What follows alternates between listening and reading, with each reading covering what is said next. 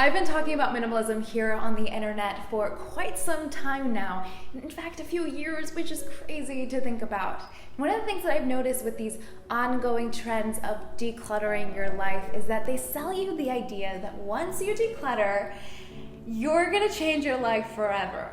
And while that can be the case, ultimately they set you up for failure because it doesn't teach you the fundamental core, but rather it kind of trains you to declutter every 3 weeks and 3 months. So you're constantly in this flow of saying like, oh, gotta get rid of more stuff, rather than figuring out deep down why you're doing this.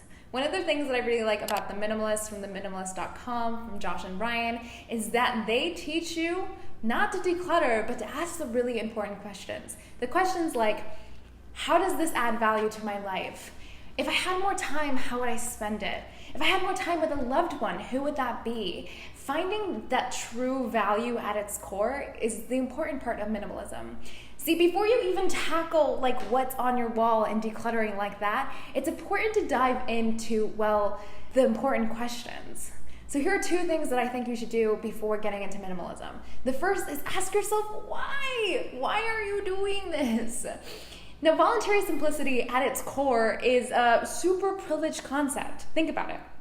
You have enough resources that you can let go of resources, and if you need new resources, you can just buy them. So knowing that, instead of just getting rid of things because you want to get rid of them, know why you're doing it, and that way you can kind of navigate through it in a more like ethical and sustainable way. The second is to change your ongoing mindset and spending habits. Why can't you apply the same concepts of decluttering into your spending habits?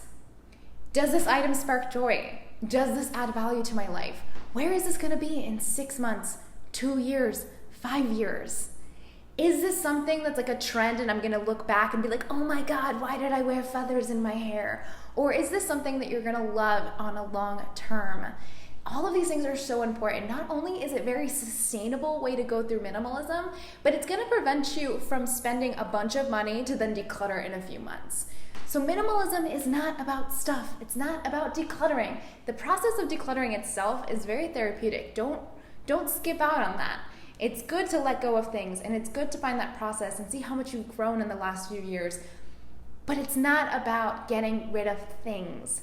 It's about finding out what you can fill those gaps with. Once you get rid of the stuff and the clutter and the distractions, finding out what's truly essential to you.